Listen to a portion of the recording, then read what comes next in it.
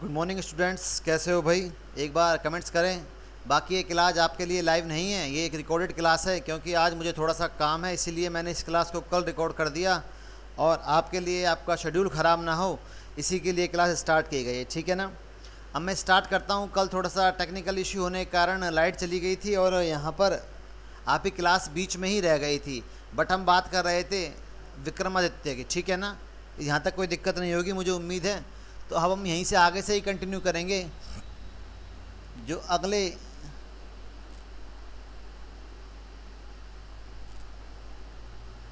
विक्रमादित्य की मैं बात करूं तो 1531 से लेकर 1536 तक का जो शासनकाल था वो विक्रमादित्य के नाम से ही जाना गया। याद रहेगी इतनी सी बात। और इनके बारे में देखिए, पहला पॉइंट देखिए आप। पहले पॉइंट की बात करें तो इनकी माता का जो नाम था वो था कर्णावती, और उन्हें ही कहा गया कर्मावती। पत्नी की मैं बात करूं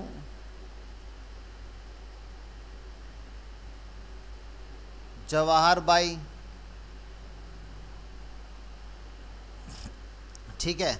अब इसके बाद देखिए, बहादुर शाह प्रथम ने चित्तौड़गढ़ पर आक्रमण किए 2 बार। कितनी बार आक्रमण किए भाई बहादुर शाह ने? और बहादुर शाह कहाँ का शासक था, यह संभवतः मैंने कल आपको बता दिया था। तो देख लेते हैं भाई एक बार। मालवा और गुजरात के शासक बहादुर शाह प्रथम ने चित्तौड़ पर 2 बार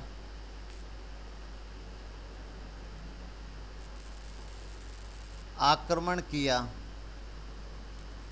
याद रहेगा, जो मालवा और गुजरात का शासक था बहादुर शाह, इसने 2 बार चित्तौड़गढ़ पर आक्रमण किया। पहली बार कब किया ये पता होना चाहिए। पहली बार किया था 1533 में। तो 1533 में क्या किया भाई, कर्णावती ने धन व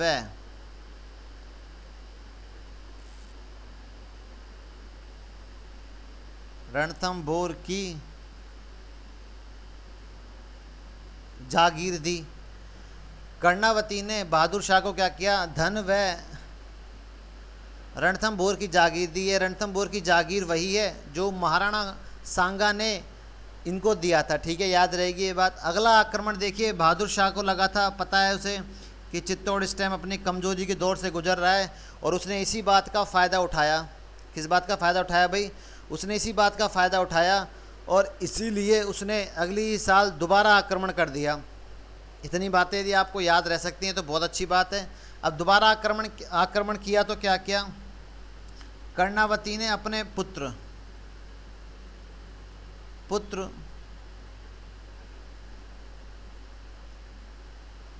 विक्रमादित्य व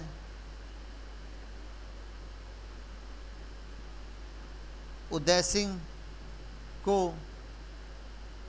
बूंदी भेजा। याद रहेगी, कहाँ पर भेजा भाई? बूंदी भेजा था। विक्रमादित्य और उदय सिंह को कर्णावती ने कहाँ भेज दिया? बूंदी भेज दिया। अब आपको पता होना चाहिए कि बूंदी के शासक लिखवाए थे मैंने, जो इनके भाई थे, उनका नाम यदि आपको इस टाइम दिमाग में आ जाता है, क्या है उनका नाम? यदि आपको कुछ हाड़ा नाम है, कुछ ऐसा याद आ जाता है, तो विश्वास मानिए आप अच्छा पढ़ रहे हैं। नहीं तो थोड़ी सी प्रैक्टिस की ज़रूरत है आपको, तो आपको खुद को पता थोड़ा सा होना चाहिए, ठीक है। देखिए इस बार क्या किया था, कर्णावती ने क्या किया, अपनी रक्षा के लिए हुमायूं को राखी भेजी। हुमायूं को राखी भेजी किसके लिए भाई? चित्तौड़ की रक्षा के लिए।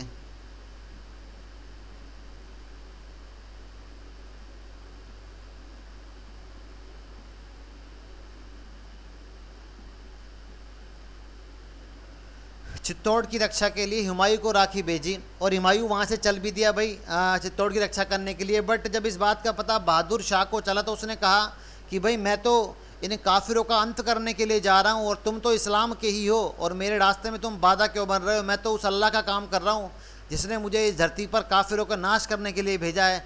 जब इस बात का पता हुमायूं को चला, वो लेटर हुमायूं को मिला बहादुर शाह का, तो वो रास्ते में ही रुक गया और जिस स्थान पर रुका था उस जगह का नाम था सारंगपुर। रुका। अब आपके लिए क्वेश्चन ये है सारंगपुर कहाँ पर पड़ता है, ठीक है ना, देख लेना आराम से, बहुत सिंपल है, आराम से आप गूगल में मिल जाएगा। तो आपको इतनी सी बातें यदि ये याद हो चुकी हैं तो मुझे बताइए आप, क्योंकि अब चित्तौड़गढ़ के दूसरे साके का समय आ चुका है, जब चित्तौड़गढ़ का दूसरा साका होगा।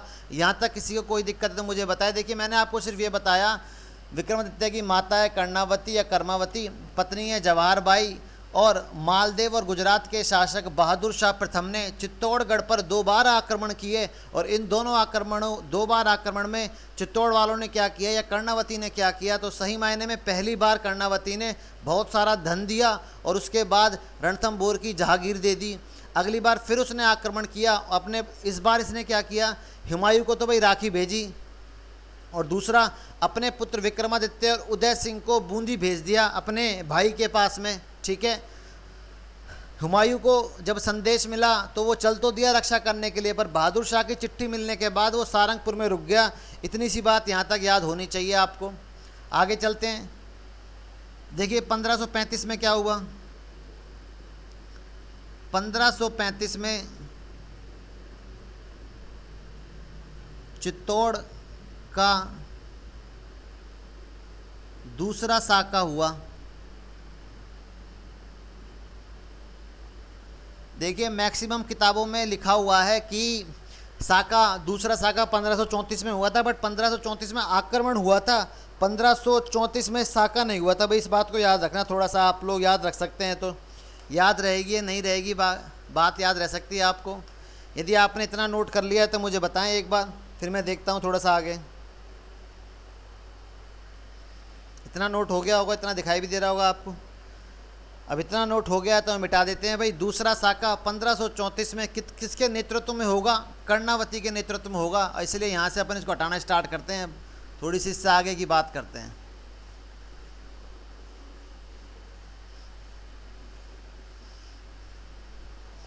ठीक है भाई, दूसरा साका 1534 में, 1535 में, सॉरी 1535 में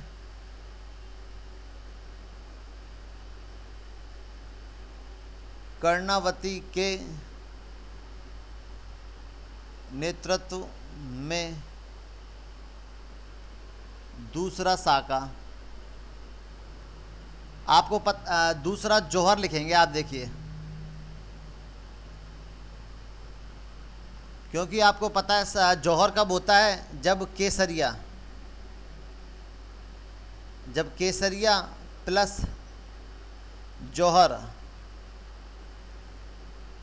साथ में होते हैं तो वही कहलाता है क्या, साका। जिसको नहीं पता है वो पद्मनी वाली क्लास देखे, वहाँ पर काफ़ी सारी चीज़ें बताई गई हैं। केसरिया में क्या होता है, देखिए इस समय क्या हुआ, ठाकुर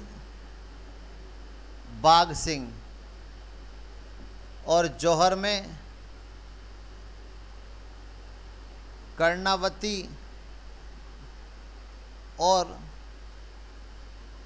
जौहर बाई, दोनों ने एक साथ, इन्होंने देखिए ऑरेंज कलर का साफा, केसरिया रंग का साफा बांधा और युद्ध के बाहर आकर लड़ने लगे, और जब तक लड़े जब तक मर नहीं गए सारे के सारे। और कर्णावती ने क्या किया, सारी स्त्रियों को इकट्ठा किया और उन सबों को अग्निकुंड में लेके चली गई। और देखिए चित्तौड़ का सबसे बड़ा शाखा कहा जाता है, इस शाखे को ध्यान रखना आप, लगभग कहते हैं 13,000 स्त्री साथ में थी भाई, लगभग कहते हैं। और इसी के कारण इसे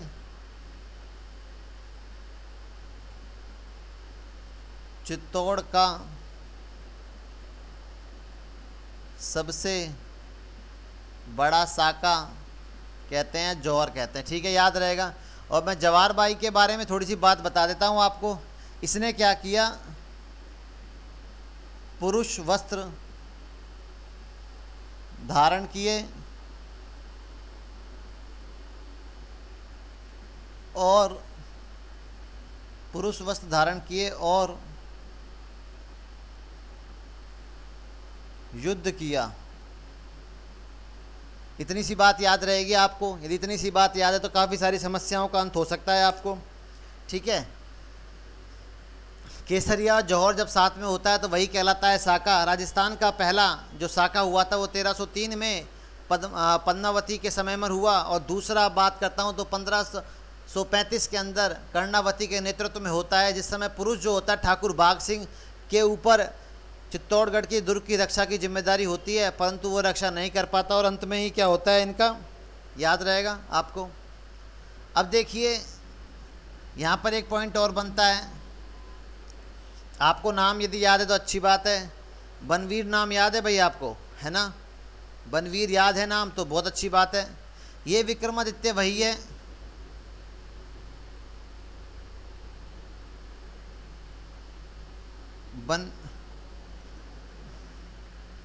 इतना हो गया तो बताओ, एक बार पहले बताओ, पहले जो ख़त्म करते थोड़ा सा।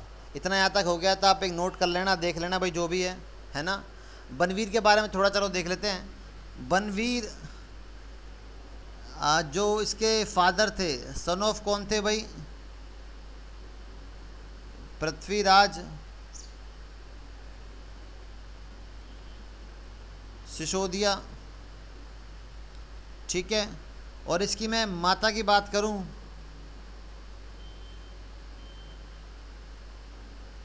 पूतल देव, जो एक दासी थी। ठीक है। और ये कौन था भाई? एक दासी पुत्र। अब थोड़ा ध्यान से सुनने देखे। अभी तक क्या हुआ, इनको भगा दिया गया, यहाँ से सुरक्षित निकाल दिया गया, साका हो गया, सारी बातें सही हैं। कुछ टाइम के लिए आगे चीज़ें चलती रहती हैं, परंतु इनकी हत्या कर दी गई। किसके द्वारा? विक्रमादित्य की हत्या कर दी गई। किसके द्वारा? बनवीर के द्वारा। क्योंकि बनवीर खुद चाहता था कि वो राजा बन जाए और मेवाड़ की गद्दी खुद संभाले, इसीलिए बनवीर ने विक्रमादित्य की हत्या कर दी और उसने कोशिश की उदय सिंह की हत्या करने की। ठीक है। ये चाहता क्या था? ये चाहता था कि उदय सिंह की भी हत्या हो जाए। और उदय सिंह, आपके पास एक क्वेश्चन है, उदय सिंह कौन है भाई? उदय सिंह कौन है? कितने बच्चों को इतना भी दिक्कत हो रही है इस चीज़ को सोचने में, भैया अभी उदय सिंह कौन आ गया, हमें तो नाम ही याद नहीं हो रहे हैं, कैसे होगा काम, कैसे चलेगा? तो आपको मैंने काफ़ी बार लिखाया है। यहाँ पर देखिए, आपको पिछले ही वीडियो जो बोर्ड पे मैंने लिखा था उसी में लिखाया था, कर्णावती ने अपने दोनों ही पुत्र विक्रमादित्य और उदय सिंह के प्राणों की रक्षा के लिए उन्हें बूंदी भेज दिया। जब सब कुछ मामला शांत हो गया तो देखिए छोटी सी कहानी और है। हुमायूं ने भी इसके बाद चित्तौड़गढ़ पर आक्रमण किया। जब साका होने के बाद हुमायूं ने भी चित्तौड़गढ़ पर आक्रमण किया और चित्तौड़गढ़ को लूटा और फिर वो यहाँ से चला गया। भाई याद रहेगी इतनी सी बात। अब थोड़ा सा आगे चलते हैं। बनवीर को लगा कि दोनों ही छोटे हैं, योग्य नहीं है। विक्रमादित्य को योग्य शासक नहीं था, वो तो मतलब मैनेजमेंट के कोई गुण ही नहीं थे उसके अंदर, और इसीलिए बनवीर ने उसकी हत्या कर दी और अपने आप को शासक बना दिया, अपने आप को महाराणा घोषित कर दिया। और अब वो उदय सिंह को मारना चाहता था। तो देखिए आगे चलते थोड़ा सा। उदय सिंह के प्राणों की रक्षा पन्नाधाय ने अपने पुत्र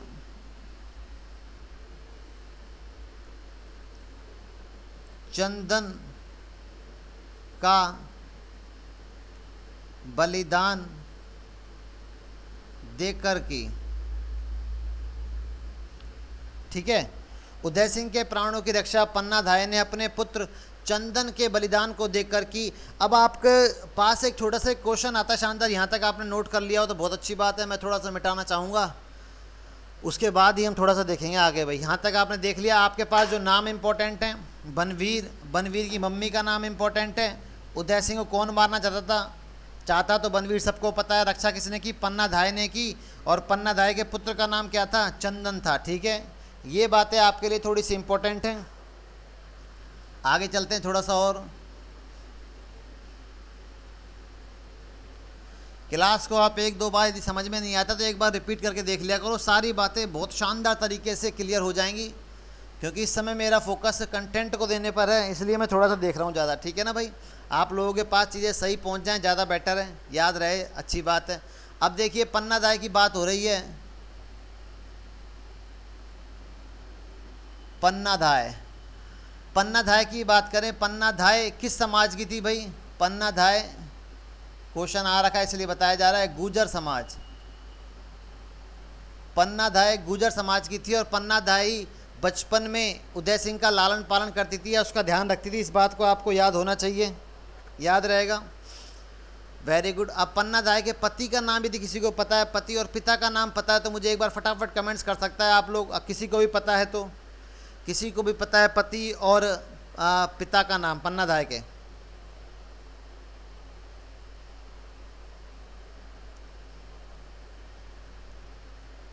देख लें आप एक बार। देखिए पन्नाधाय की मैं बात करूं तो जो पति का नाम था वो था सूरज चंद चौहान। जो पति का नाम और पिता का नाम क्या था भाई? हरचंद हाकला।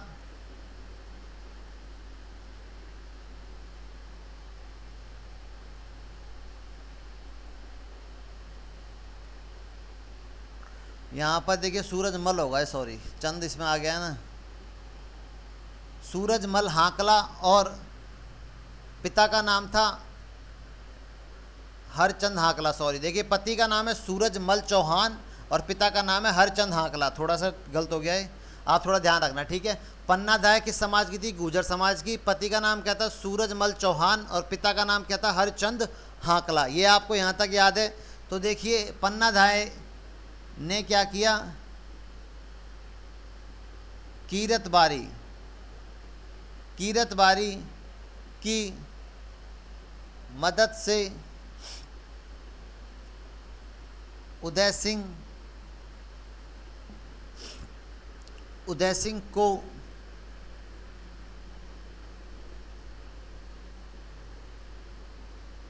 कुंभलगढ़ के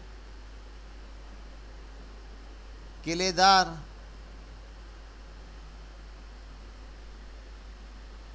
आसा देवपुरा के पास पहुंचाया, याद रहेगा। अब यहाँ पे काफ़ी सारे क्वेश्चन आ गए कि भाई पन्नाधाय ने उदय सिंह को बाहर निकालने में किस व्यक्ति की मदद ली थी, तो आपको पता चल गया कीरतबारी वो सफाई कर्मचारी था जिसने उदय सिंह को महल से निकालने में मदद की और यहाँ से ले जाकर वो कुंभलगढ़ के किलेदार आसा देवपुरा के पास ले गया, जिसने उदय सिंह का बचपन में लालन पालन किया। उसके बाद ही क्या हुआ देख लेते हैं यहाँ पे। चलो यहीं बता दूं क्या? चलो एक पॉइंट है लिख लेते हैं। 1537 में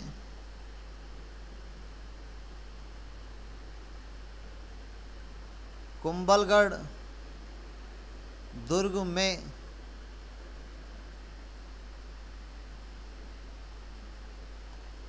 उदय सिंह का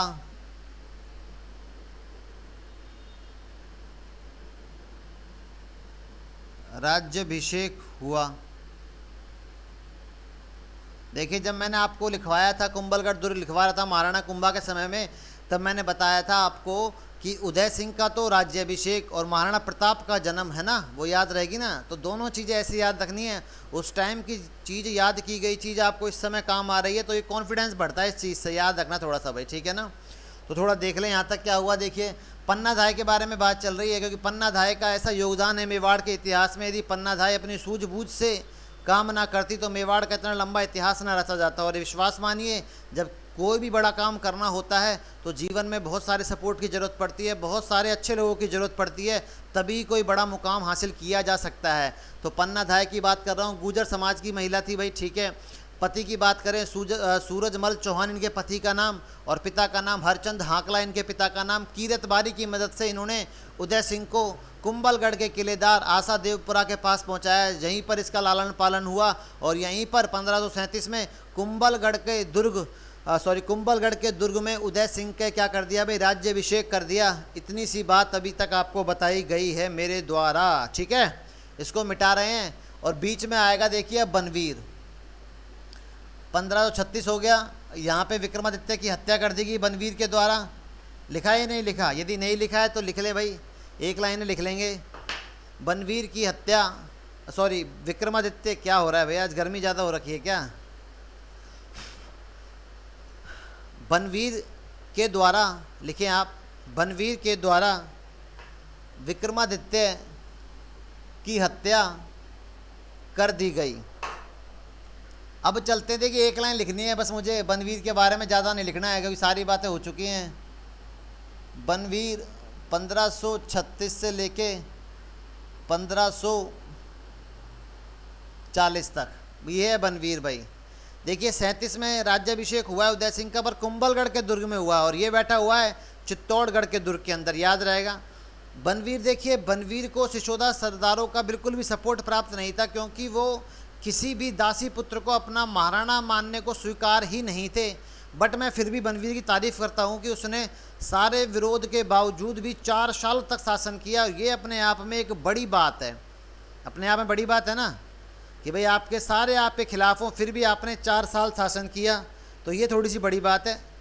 चलो यहाँ पे थोड़ा सा देखते हैं। एक तुलजा भवानी के मंदिर का निर्माण करवाया था बनवीर ने, बस एक लाइन हमें ये याद रखनी है बस।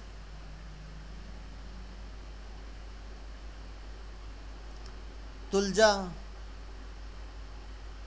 भवानी के मंदिर का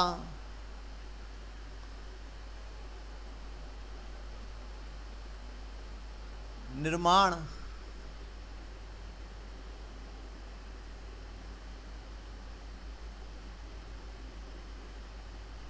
चित्तौड़गढ़ में करवाया, ठीक है।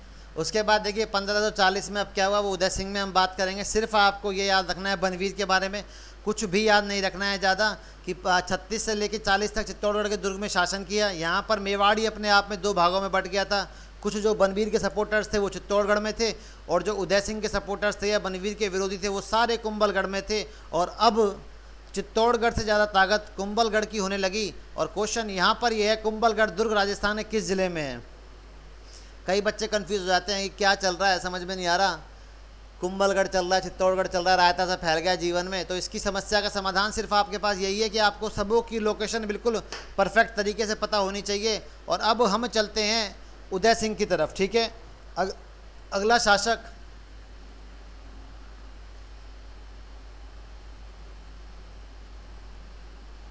Maharana Uday Singh.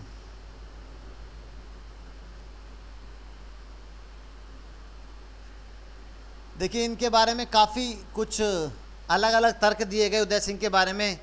Colonel James Tod ने और श्यामल दास ने। श्यामल दास की पुस्तक का नाम क्या है वो मुझे कमेंट्स करेंगे आप लोग, क्लास में चलते या बाद में जो भी है ना। श्यामल दास, इन दोनों ने उदय सिंह का बड़ा ही विरोध किया। और जेम्स टोड ने तो यहाँ तक कहा यदि सांगा और प्रताप के बीच में यदि उदय सिंह नहीं होते तो मेवाड़ के इतिहास के पन्ने और भी उज्जवल होते और मेवाड़ के इतिहास की बात और अच्छी होती। यही बात का सपोर्ट करते हैं श्यामल दास। परंतु गोपीनाथ शर्मा ने इस बात को थोड़ा सा खंडन किया। उन्होंने ये कहा कि भाई ऐसी बात नहीं है, मानता हूँ कि सांगा और प्रताप मानते, पर हम यदि उनकी लेवल से चेक करेंगे तो चीज़ें गलत है। जबकि उदय सिंह ने अपने हिसाब से काम सही किया, उसने ज़्यादा युद्ध नहीं लड़े, उसने मेवाड़ की स्थिति को मजबूत किया क्योंकि वो जानता था कि सांगा के बाद जो स्थिति मेवाड़ की है वो युद्ध से नहीं, वो तो शांति से सही होगी। और इसीलिए गोपीनाथ शर्मा ने कहा कि मुझे लगता है कि उदय सिंह के बारे में जो इतिहास जिस तरीके से लिखा गया उसके साथ भेदभाव हुआ है। आपके लिए पेपर में कभी नहीं आएगा गोपीनाथ शर्मा को क्या लगता है, ऐसे नहीं आएगा, ठीक है ना आपके लिए। तो आपको ज़्यादा परेशान होने की ज़रूरत नहीं है। तो चलो उदय सिंह से स्टार्ट करते हैं। यहाँ तक मुझे लगता है सब कुछ दिखाई दे रहा होगा आपको सही। पहला ही पॉइंट देखिए, राज्याभिषेक कहाँ पर हुआ था भाई? 1537 में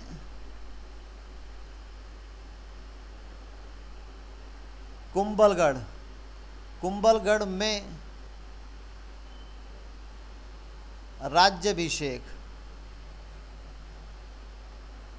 ठीक है भाई, कुंभलगढ़ में क्या हो गया, राज्याभिषेक हो गया 1537 में, कोई दिक्कत नहीं है। देखिए इसका विवाह किससे हुआ था, ये थोड़ी सी देखने वाली बात है आपके लिए। जयवंता बाई का नाम सुना है आपने, जयवंता बाई या जयवंता बाई, चलो देखते हैं। देखिए विवाह हुआ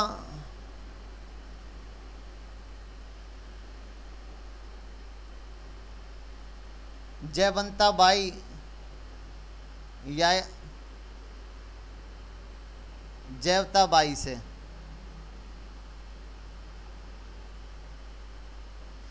ये देखिए पुत्री थी, डॉटर ऑफ लगाऊं या मैं अखैराज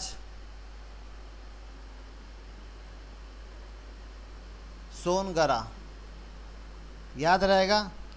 और हो सकता है दूसरा नाम भी मिल जाए आपको, सोनगरा की जगह क्या मिल जाए, अखैराज चौहान मिल जाए, याद रखना इस बात को। जयवंता बाई और जयवंता बाई किसकी पुत्री थी, अखैराज सोनगरा की थी। जैसे ही इससे विवाह हुआ तो देखिए मालदेव राठौड़ का सपोर्ट मिल गया,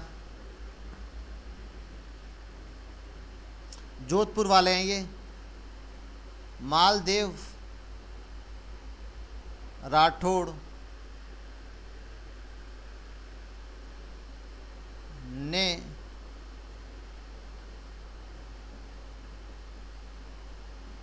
चित्तौड़गढ़ प्राप्त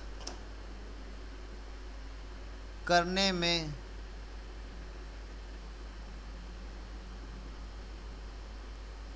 उदय सिंह की मदद की। याद रहेगी ये बात। इतनी सी बातें यदि आपको याद हैं तो काफ़ी सारी चीज़ें आपके जीवन में समस्याएं कम हो सकती हैं। थोड़ा सा टाइम से ही चल रहा है चीज़ें।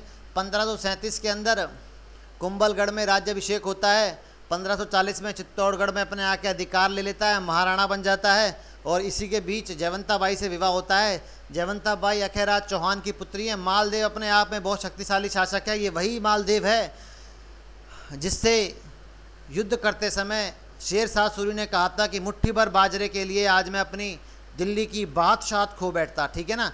जब हम पढ़ेंगे राठौड़ राजवंश, जब हम पढ़ेंगे मारवाड़, तब हम ज़रूर बात करेंगे मालदेव की, और वहाँ पर काफ़ी सारी बातें आपको बताई जाएंगी। तो इसलिए अभी आपको ज़्यादा चिंतित नहीं होना है, बल्कि आपको तो ये देखना है कि जो अभी तक बताया गया वो आपको समझ में आया या नहीं आया। ठीक है, आगे चलते हैं भाई। देखिए टाइम है 1543।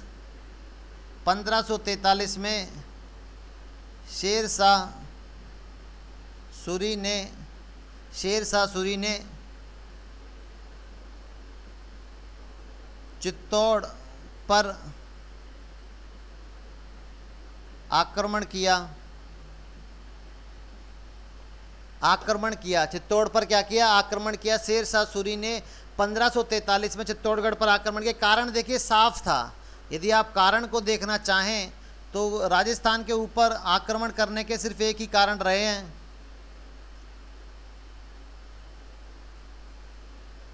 ये हमारा राजस्थान है, सही है। और ये वाला जो हिस्सा पड़ता है, अपने ज़माने में मेवाड़ पड़ता था ये वाला हिस्सा, ठीक है। और यह लगभग यहाँ से कहीं दिल्ली पड़ती है।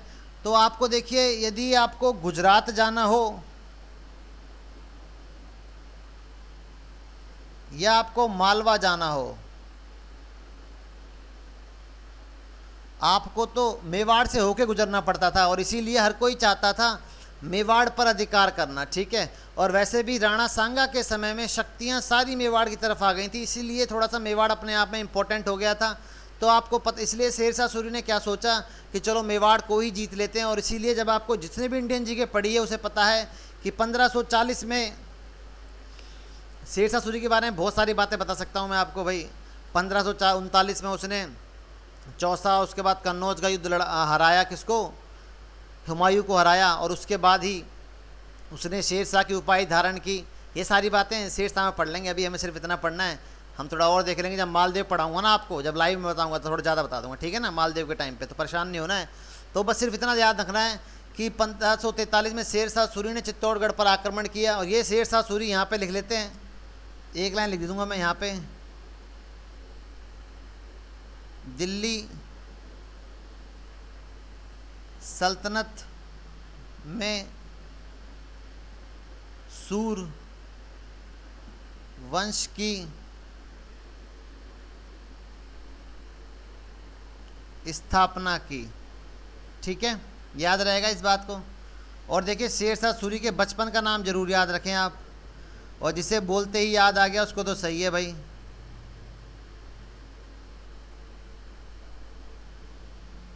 फरीद। ठीक है, ये बात याद रहेगी। इतनी सी बातें याद है, थोड़ा सा आगे चलते हैं फिर आपको। देखिए जैसे ही इसने आक्रमण किया तो उदय सिंह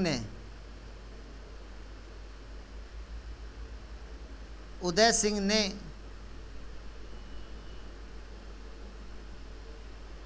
चित्तौड़ की चाबी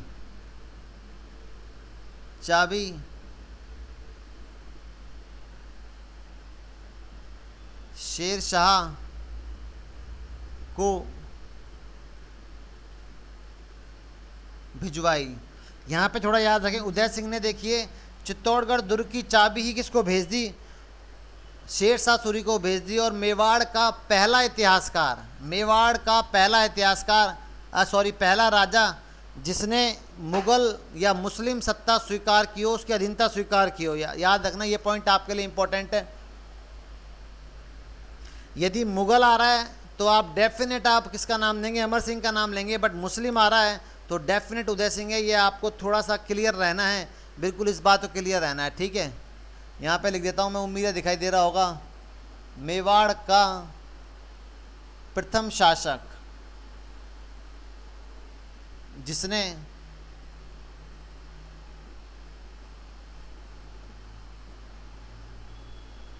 मुस्लिम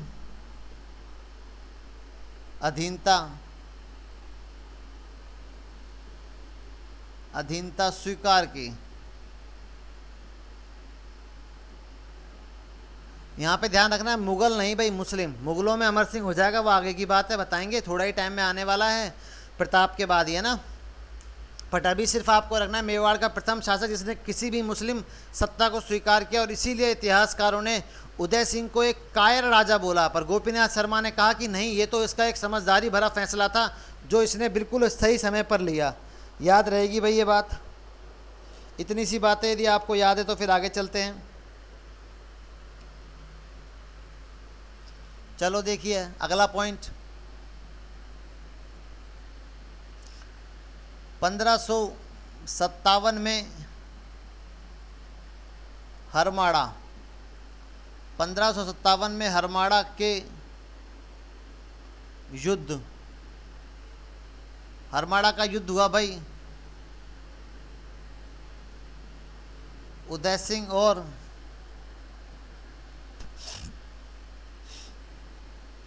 हाजी खां के बीच में। और इसमें किसकी पराजय हुई? हाजी खां की पराजय। और ये कहाँ का शासक था? ये शासक था भाई नागौर का, याद रखना। और यहाँ पर उदय सिंह की जीत हुई। तो 1557 के अंदर हरमाड़ा का युद्ध हुआ जिसमें उदय सिंह ने हाजी खां को पराजित किया। हाजी खां कहाँ का शासक था? नागौर का शासक था। इस बात को आपको याद रखना है। आपके कमेंट्स मुझे नहीं दिख रहे हैं, सच्चाई तो ये है क्योंकि ये एक रिकॉर्डेड क्लास है, ठीक है।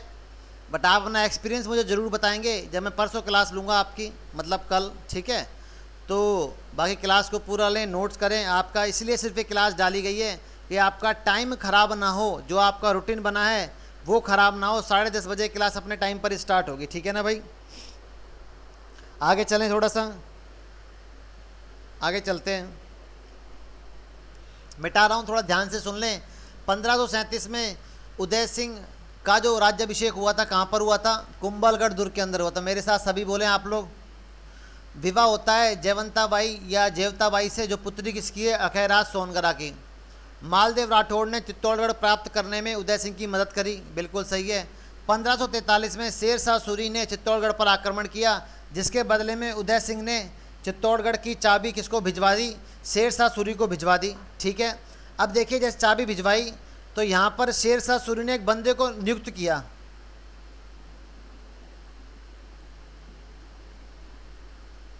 नियुक्त किया था एक व्यक्ति जिसका नाम क्या था, ख्वासा।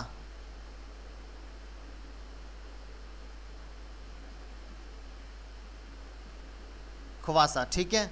एक ख्वासा नाम का व्यक्ति, खाने वाला ख्वासा नाम का व्यक्ति शेर शाह सूरी ने यहाँ पे नियुक्त कर दिया, जो चित्तौड़गढ़ की सारी खबर उसे बताता रहे, बस इतना सा याद रखना, ठीक है ना। इसके बाद मेवाड़ का प्रथम शासक जिसने मुस्लिम अधीनता स्वीकार की हो, 1557 के अंदर हरमाड़ा का युद्ध हुआ। हरमाड़ा के युद्ध में उदय सिंह और हाजी खां के बीच में हुआ, जिसमें हाजी खां की पराजय हुई और उदय सिंह की जीत हुई। इतनी सी बात यदि क्लियर है तो मैं मिटा देता हूँ, स्क्रीनशॉट जो लेना चाहें वो ले लें एक बार, ये लीजिए।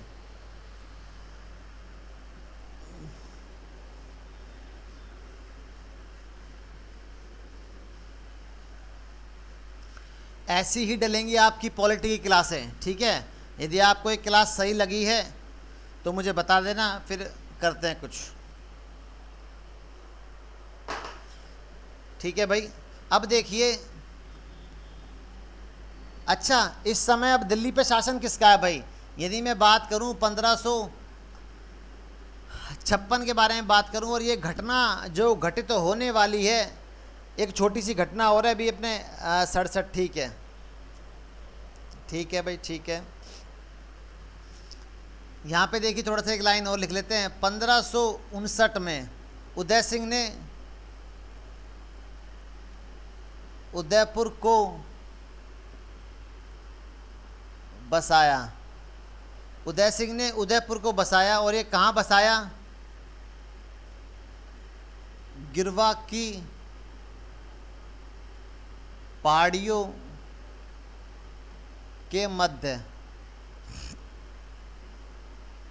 देखिए उदय सिंह को यह पता चल गया था कि चित्तौड़गढ़ का दुर्ग बड़ा ही खुला है और यहाँ पर तो कोई भी आक्रमण कर देता है, इसीलिए उसने अपनी सुरक्षा के लिए गिरवा की जो पहाड़ियाँ थी, 7 पहाड़ियाँ थी, उनके बीच में एक जगह ली और उसमें एक दुर्ग बनाया, उदयपुर शहर बसाया। इसने ये सोचा कि यहाँ पर किसी को जीतने के लिए, यहाँ पर किसी को आक्रमण करने के लिए सोचना पड़ेगा और उसे खोजना पड़ेगा, और इसीलिए उसका दिमाग भी काम आया। ये उदय सिंह की दूरदर्शिता कहलाती है, ठीक है ना। कोई भी आ रहा है चित्तौड़गढ़ पर हमला कर रहा है, कोई मतलब नहीं है, लेने देना कुछ समझ में नहीं आ रहा, तो इस चीज़ से बचने के लिए उदय सिंह ने क्या किया? उदयपुर शहर बसाया, उदयपुर नगर बसाया। याद रहेगी ये बात आप लोगों को भाई। अब चलते हैं देखिए अगले पॉइंट के ऊपर। अक्टूबर 1567 में, अक्टूबर 1567 में अकबर ने चित्तौड़ पर आक्रमण किया। आक्रमण आखिर क्यों किया अकबर ने? कोई बता सकता है मुझे? किसी के दिमाग में कोई बात आ रही है? बताइए फटाफट, सोचिए, आपके दिमाग में यदि कोई बात है, आपके दिमाग में कोई बात आ रही है तो बताएं मुझे।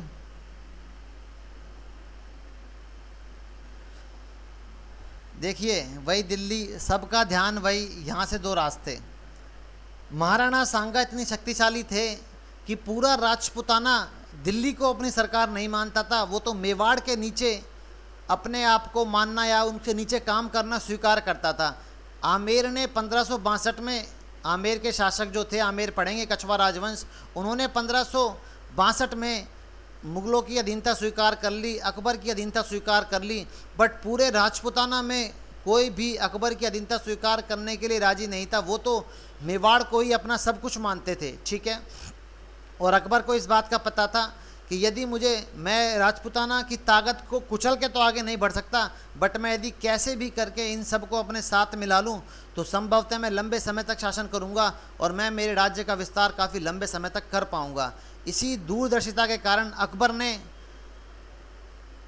आमेर को अपनी तरफ मिलाया और अगला टारगेट उसका मेवाड़ था। देखिए इतनी सी बात समझ में, ये पहला कारण था चित्तौड़गढ़ दुर्ग पे आक्रमण करने का या मेवाड़ को हराने का, क्योंकि अकबर जानता था पूरे राजपूताना की आस्था मेवाड़ है और यदि मैं मेवाड़ को ही कुचल दूं तो पूरा राजपूताना मेरे सामने झुक जाएगा। उसकी ये रणनीति थी, याद रखना, ठीक है।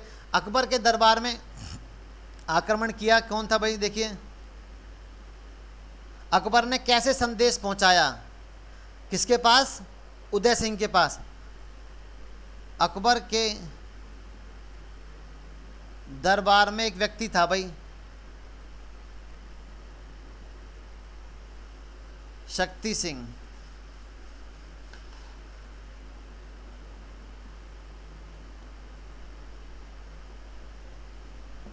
शक्ति सिंह, या कहीं हम शक्ति कुमार तो कहीं नहीं मिलता, शक्ति सिंह ही मिलता है। ये सही मायने में उदय सिंह का बेटा था, ठीक है। सन ऑफ लिखना चाहो तो लिख दो, सन ऑफ उदय सिंह।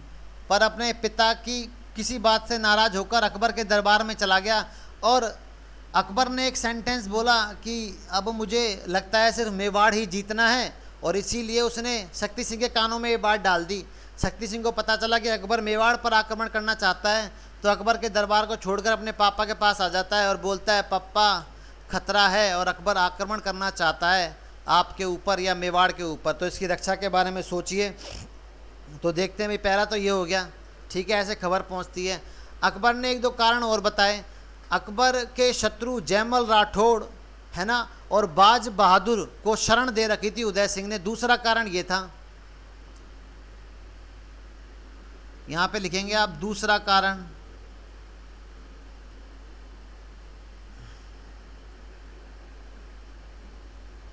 जयमल राठौड़ और बाज बहादुर को शरण। ये दोनों ही अकबर के शत्रु थे। क्यों थे बताया जाएगा जब इनका समय आएगा।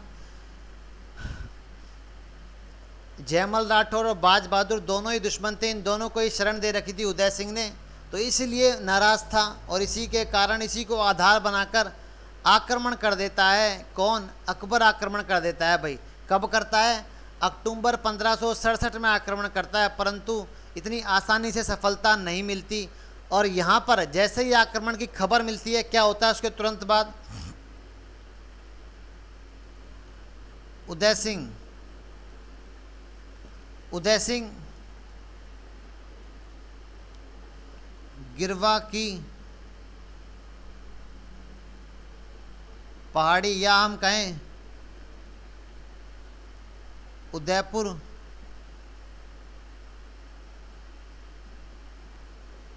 चला गया। उसने बेमतलब में युद्ध करना समझदारी नहीं समझा, इसलिए चुपचाप वो कहाँ पर चला गया, गिरवा की पहाड़ी में चला गया। और उसके बाद देखिए, और दुर्ग की जिम्मेदारी, किसकी जिम्मेदारी भाई, दुर्ग की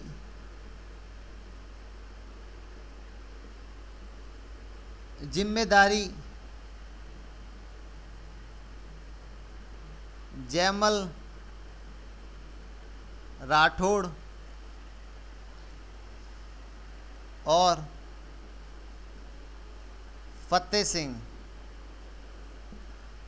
को दी। दुर्ग की जिम्मेदारी जयमल राठौर और फतेह सिंह को देके खुद कहाँ चला गया, अपने गिरवा की पहाड़ी या कहें हम उदयपुर हैं, ठीक है, याद रहेगी। देखिए थोड़ा सा ये वाला था पोर्शन है, इसमें कोई कहानियाँ नहीं है, मजाक की कोई खास बात नहीं है, तो आपको सीरियस होकर ही सुनना पड़ेगा, आपको याद करना पड़ेगा। उसके तरीके हैं, एक दो बार देख लें, नामों को रिपीट करें, नामों को रिपीट करेंगे, यहाँ पे लाइव करके जिएंगे तो चीज़ें बहुत आसानी से याद हो जाएंगी। मैं बात कर रहा हूँ 59 में बसाया गया उदयपुर शहर, और 67 में अकबर ने चित्तौड़ पर आक्रमण किया। क्यों किया पेपर में कभी नहीं आएगा, पर आपको नाम याद रहता है तो ठीक है। इसके बाद देखिए, अकबर के दरबार में शक्ति सिंह था, उदय सिंह का पुत्र, उसने ही ये सूचना, आक्रमण की सूचना अपने किसको दी, अपने पिता को दी। और दूसरा कारण ये था, जयमल राठौर और बाज बहादुर को शरण दे रखी थी। उदय सिंह को जैसे ही पता चला अकबर आक्रमण कर रहा है, तो गिरवा की पहाड़ी में चला गया और दुर्ग की जिम्मेदारी जयमल राठौर और फतेह सिंह को दे गया। और इसी के साथ ही 1568 में ही चित्तौड़गढ़ का तीसरा साका होगा, जिसे आप बोलोगे केसरिया तो करेंगे हमारे जयमल राठौर और फतेह सिंह, और जो जौहर करेंगी वो इनकी वाइफ करेंगी फूल कंवर। याद रहेगा आपको, यदि आपको दिखाई दे रहा है तो मैं यही लिख देता हूँ, क्योंकि बहुत बढ़िया रहेगा ये लाइन यहीं पे ख़त्म हो जाए। फरवरी 1568 में चित्तौड़ का तीसरा साका।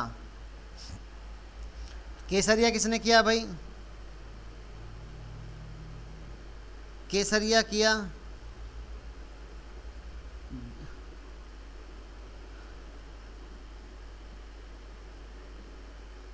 जयमल राठौड़ ने, और जौहर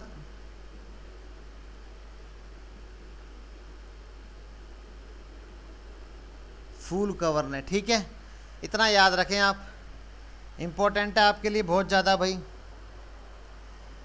इतना नोट कर ले आराम से। उसके बाद आगे की बात करते हैं, थोड़ी सी कहानी बताते हैं। इतना स्क्रीनशॉट ले लें एक बार आराम से, थोड़ा सा ध्यान से। मुझे लगता है दिखाई सब कुछ सही दे रहा होगा आपको। अकबर ने क्या रणनीति बनाई इस युद्ध को जीतने के लिए, वो भी थोड़ा बता देंगे आपको। उम्मीद है आपने नोट कर लिया होगा।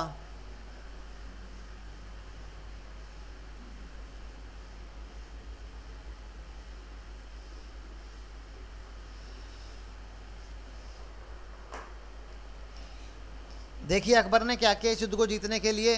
चित्तौड़गढ़ दुर्ग में आपको पता है अक्टूबर में हमला कर दिया, तो उसने सुरंग खुदवाई और उसके नीचे बारूद बिछा दिया चित्तौड़गढ़ के दुर्ग को तोड़ने के लिए, दीवारें तोड़ने के लिए। ठीक है, परंतु राजपूत सैनिक भी कुछ ऐसे थे, बताया जाता है कि जैसे ही अकबर दीवारें तोड़ता वो रातों रात ही दीवार को बना देते और सुबह सारी चीज़ें बराबर। और अकबर को भी 3-4 महीने लग गए और उसका कुछ भी नहीं हो रहा था, परेशान हो गया था।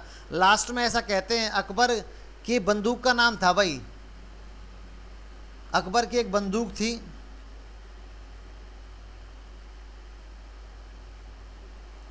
अकबर की बंदूक, नाम क्या था उस बंदूक का? नाम था संग्राम। बंदूक का नाम क्या था? संग्राम। ठीक है भाई, संग्राम की गोली से जयमल राठौड़ घायल हुए। सीन ये हुआ, रात को अकबर देख रहा था चित्तौड़गढ़ दुर्ग को बाहर से, समझ में नहीं आ रहा क्या करें, तो उसने संग्राम से, और जयमल राठौड़ दीवारें बनवा रहा था, दीवार पर खड़ा था, तो उसने गोली मारी, गोली उसके पैर में लगी जयमल राठौड़ के और वो घायल हो गया। और इस बात से ही पूरे दुर्ग के अंदर का जो माहौल था वो थोड़ा सा ख़राब हो गया। ठीक है, नेगेटिविटी ज़्यादा फैल गई और यही लगभग कहा जाता है हार का मेन कारण था। जैसे ही जयमल राठौड़ घायल हुए, सबों की थोड़ी सी हिम्मतें टूट गई और उसी के बाद जो जौहर हुआ, उसी के बाद क्या हुआ? जौहर हुआ। और दुर्ग से जब अग्नि की लपटें उठ रही थी, अकबर समझ गया था कि जौहर हो रहा है अंदर और अब राजपूत सैनिक बाहर आने ही वाले हैं, तो उसने अपने युद्ध की तैयारी और अच्छी कर ली। अब आगे देखते क्या हुआ। आपने कल्लाजी राठौड़ का नाम सुना होगा, सुना है क्या भाई? कल्लाजी राठौड़ है ना, तो ये कल्लाजी राठौड़ वही हैं जिन्हें 4 हाथों वाला देवता कहा जाता है। ठीक है, याद रहेगा, क्योंकि इन्होंने क्या किया, कल्लाजी राठौड़ ने जयमल को अपने कंधों पर बैठाया, 2 तलवारें खुद के हाथ में और 2 तलवारें जयमल राठौड़ के हाथ में, और उसी के साथ इन्होंने युद्ध करना स्टार्ट किया। तो अकबर की सेना को ये मैसेज गया कि संभवतः मेवाड़ की तरफ से कोई देवता युद्ध कर रहा है, और इसे ही कहानी बना दिया गया। ठीक है, देखेंगे आगे चलते हैं। दूसरा पॉइंट आपको, कल्ला जी राठौड़ के कंधे पर बैठकर जयमल राठौड़ ने युद्ध किया। याद रहेगा। और कल्लाजी राठौड़ क्या कहते हैं? 4 भुजा वाला देवता। ठीक है ना, याद रखना इस बात को। जब लोग देवी देवता पढ़ेंगे तो बहुत सारा बताएंगे वहाँ पे, अभी आपको ज़्यादा परेशान होने की ज़रूरत नहीं है, ज़्यादा सोचने की ज़रूरत नहीं है। ठीक है, और इसी युद्ध में फतेह सिंह या फत्ता,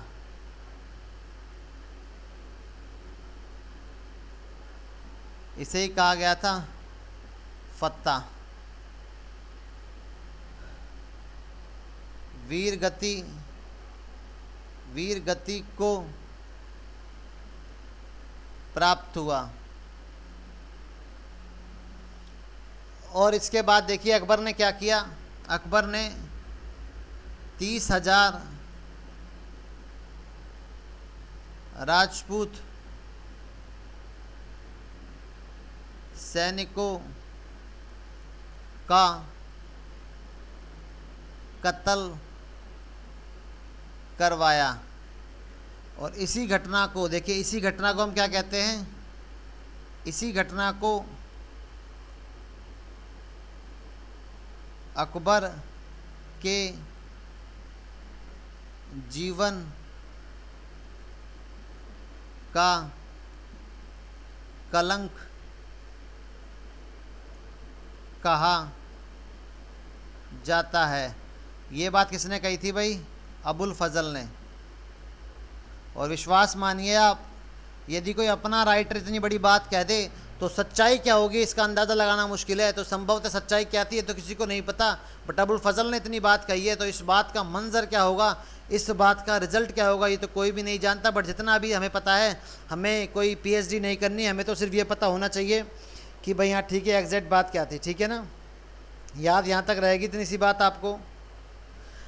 लगभग उदय सिंह ख़त्म हो चुका है, एक दो बातें उदय सिंह के बारे में और रह रही हैं तो वो मैं लिखवा देता हूँ।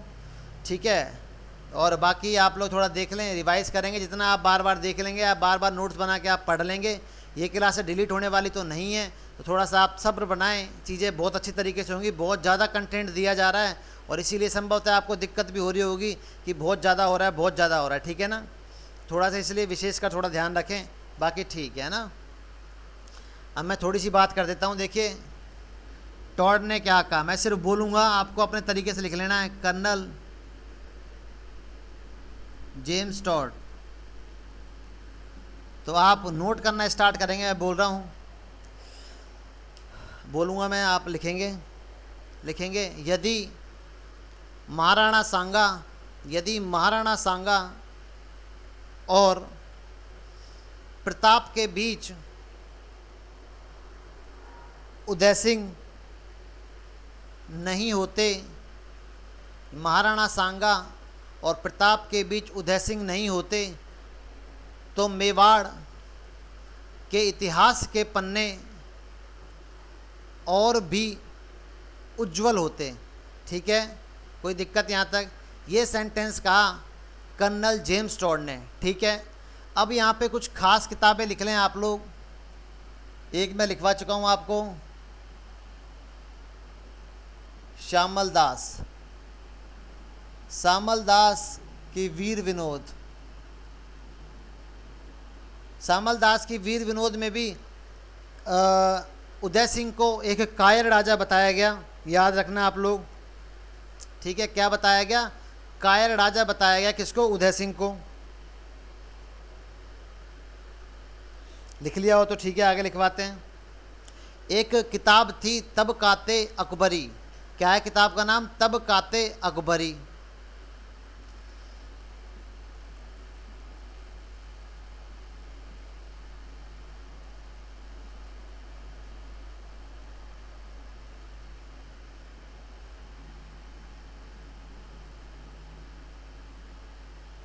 निज़ामुद्दीन अहमद, ये देखिए किताब है। इसमें उसने उदय सिंह के बारे में कहा कि उदय सिंह एक समझदार राजा था जिसने स्थिति को देखा और उसी के हिसाब से रिएक्ट किया, या जो भी क्रिया करनी थी करी, और यही मेवाड़ की एक दोबारा से नींव रखने के लिए बहुत ज़्यादा हेल्प करता है। ठीक है, एक गोपीनाथ शर्मा की जो सारी बातें मैं बार बार बोल रहा हूँ आपसे, Mewar and Mughal empress book है गोपीनाथ शर्मा की, जिसने उदय सिंह का पक्ष लिया है। भाई जो बुक है वो देख लीजिए, मेवाड़ एंड मुगल एम्परर्स। ये किताब किसकी है? गोपीनाथ शर्मा की। ठीक है, याद रहेगा। ये देखिए मैं धीरे धीरे किताबें लिखवाता रहूँगा, आप है ना, तो एक एक करके हमें याद हो जाएंगे। आप बुक भी याद रख लें, अच्छा रहेगा, स्ट्रॉन्ग हो जाएगी हिस्ट्री बहुत ज़्यादा। श्यामल दास ने लिखा वीर विनोद, तबकाते अकबरी लिखा निज़ामुद्दीन अहमद ने, और मेवाड़ एंड मुग़ल एम्प्रेस लिखता है गोपीनाथ शर्मा। अपने अलग अलग व्यू थे, अपने अलग अलग स्टेटमेंट थे, तो मैं यहाँ से मिटा रहा हूँ, आप लोग आराम से नोट कर लें। और अब सही समय आ चुका है गोगुंदा के अंदर उदय सिंह की मृत्यु करवाने का। उससे पहले एक गलत डिसीजन लेंगे उदय सिंह, भटियारी रानी के चक्कर में आके अपने योग्य पुत्र, अपने बड़े पुत्र को उत्तराधिकारी नहीं बनाएंगे और जगमाल को उत्तराधिकारी बना देंगे। याद रखना है इस बात को, ठीक है। इसीलिए कहता हूँ किसी के बहकावे में आके अपने डिसीजनों को ना बदलें। इतिहास कभी भी किसी को माफ़ नहीं करता। जब आपके बारे में कुछ बातें लिखी जाएंगी और आपने कुछ भी गलत डिसीजन लिया होगा तो उसकी कीमत आपको चुकानी ही पड़ेगी, ठीक है ना। उदय सिंह की देखिए रानी थी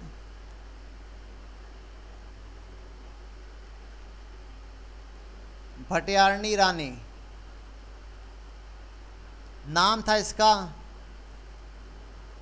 धीरबाई। धीरबाई के प्रेम के चक्कर में आके, इसे शुद्ध हिंदी में लिखते हैं प्रभावित होकर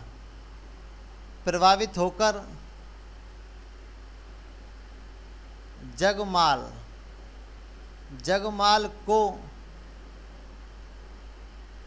शासक घोषित किया। एक बात हमेशा याद रखना, निकम्मा आदमी हमेशा गद्दे के पीछे भागता है। पिताजी मर गए, शमशान घाट भी नहीं गया जगमाल, और अंदर ही अंदर राजनीति करना स्टार्ट कर दिया। और इस बात की सूचना प्रताप तक पहुंचती है। लोग कहते हैं कि आप तो जा रहे हैं शमशान घाट अपने पिता को मुखाग्नि देने, पर यहाँ पर जगमाल ऐसा कुछ कर रहा है। उसने कहा ठीक है, जब पिता ही नहीं रहे तो हम गद्दी का क्या करेंगे, मुझे ऐसी कोई भी गद्दी नहीं चाहिए जिसमें ऐसी कुछ लड़ाई हो। और इसीलिए प्रताप चित्तौड़गढ़ दुर्ग छोड़कर चले जाते हैं, और वो जाने के बाद, क्रिया ख़त्म करने के बाद जब तक आते हैं, जब तक जगमाल को राज्य घोषित कर दिया जाता है। इसके बाद क्या हुआ, प्रताप कैसे बने, ये तो महाराणा प्रताप में ही पढ़ेंगे। बट इसके बाद देखिए एक लास्ट लाइन आपके लिए रह जाती है कि उदय सिंह की मृत्यु कहाँ पर हुई थी, है ना। ये बात आपको थोड़ी सी पता हो तो आसानी से आप लोग थोड़ा बढ़िया पढ़ लेंगे। 28 फरवरी 1572 को गोगुंदा में उदय सिंह की मृत्यु हुई, ठीक है। और जब उदय सिंह की मृत्यु हो गई तो इसी के साथ उदय सिंह का भी चैप्टर ख़त्म हो गया, ठीक है ना।